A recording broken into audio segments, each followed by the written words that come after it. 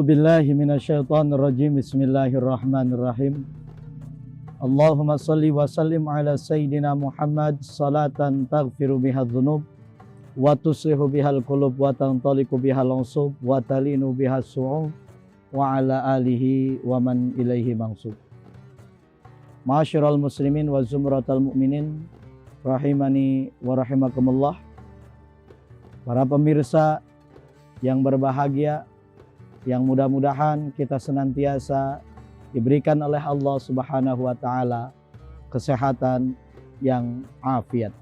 Amin. Amin ya rabbal alamin. Allah Subhanahu wa taala berfirman, A'udzu billahi minasyaitonir rajim.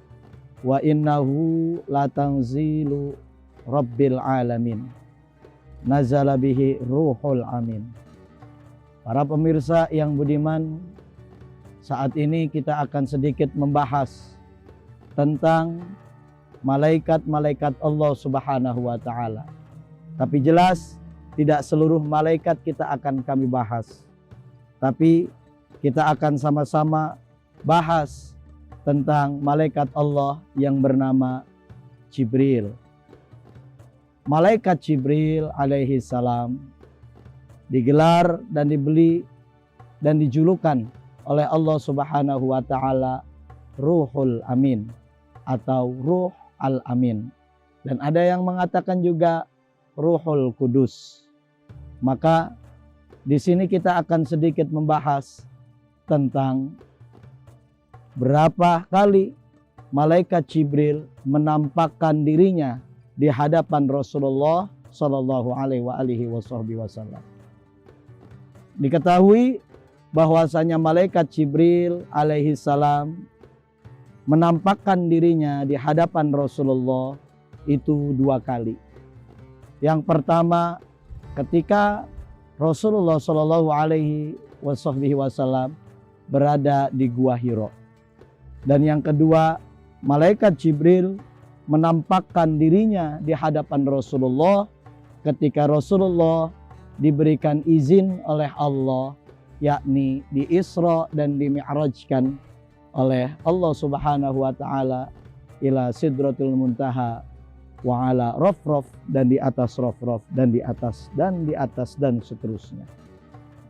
Pemirsa yang budiman, patut kita ketahui bahwasanya diriwayatkan oleh Sayyidina Umar radhiyallahu anhu, pernah meriwayatkan di dalam hadisnya bahwa Sayyidina Umar bin Khattab ketika itu pernah duduk bersama Rasulullah dan para sahabatnya. Tiba-tiba datang seorang pria yang dengan berpakaian serba putih dan rambut yang serba hitam. Tidak ada bekas perjalanan jauh dan tidak ada yang mengenali baik para sahabatnya kecuali Rasulullah Shallallahu Alaihi Wasallam. Dan akhirnya lelaki tersebut duduk di samping Rasulullah dan lututnya berdempetan dengan lututnya Rasulullah. Maka di situ lelaki tersebut bertanya kepada Rasulullah, "Ya Rasulullah, akhbirni anil Islam." Wahai Rasul, ketahui dan beritahu kami apa itu Islam.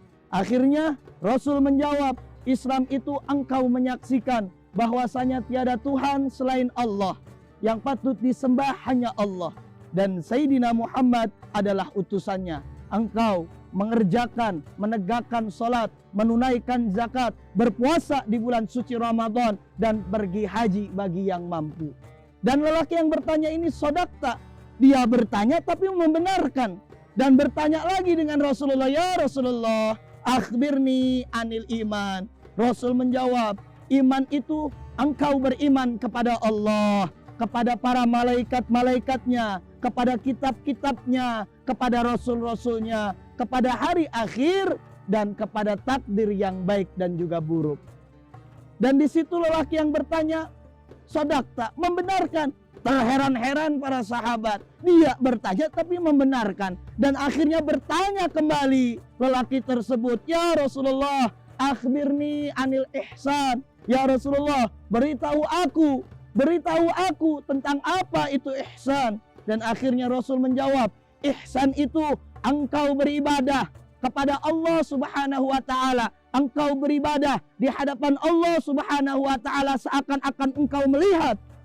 Jika engkau tidak melihat, yakini dan pastikan Allah melihatmu.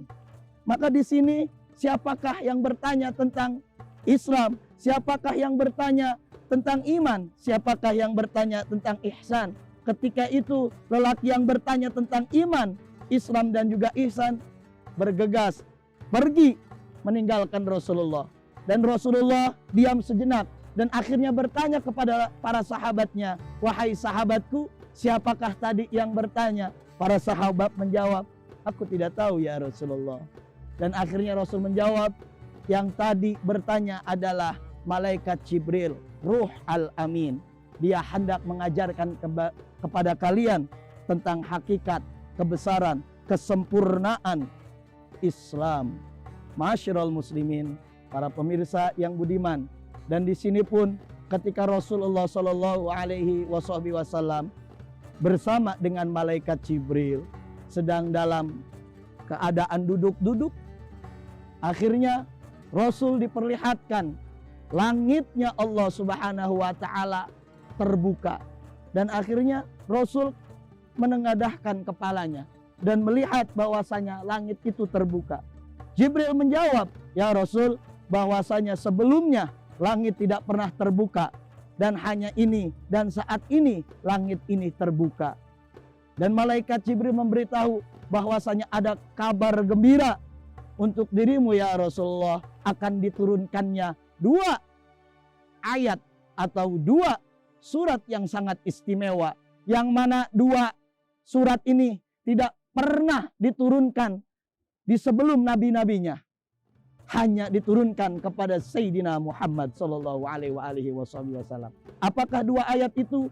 Yang pertama adalah suratul Fatihah. Dan suratul Fatihah ini kita sebut al-sab'u mathani, surat Fatihah yang terulang-ulang di dalam sholat. Jadi siapa hamba yang membaca suratul Fatihah akan dilipat-lipat gandakan pahalanya oleh Allah Subhanahu wa taala dan akan dicatat kebaikannya. Bagi siapa? Bagi yang membaca. Dan surat yang kedua ialah suratul Baqarah. Amanar rasulu bima unzila ilaihi min rabbih wal mu'minun kullun amana billahi wa malaikatihi wa kutubihi wa rasulih la nufarriqu baina ahadin min rasulih wa qalu sami'na wa ata'na ghufranaka rabbana wa ilaikal masir, sampai akhir.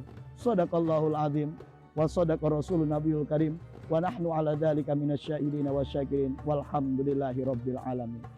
Dan 2 ayat ini atau 2 surat ini turun bahwasanya malaikat Jibril dinamakan Aminus Sama, makhluk yang dipercaya penghuni langit. Dan Sayyidina Muhammad Amirul Ard, makhluk yang dipercaya penghuni bumi. Maka mari kita sama-sama tauladani kisah sejarah yang nyata.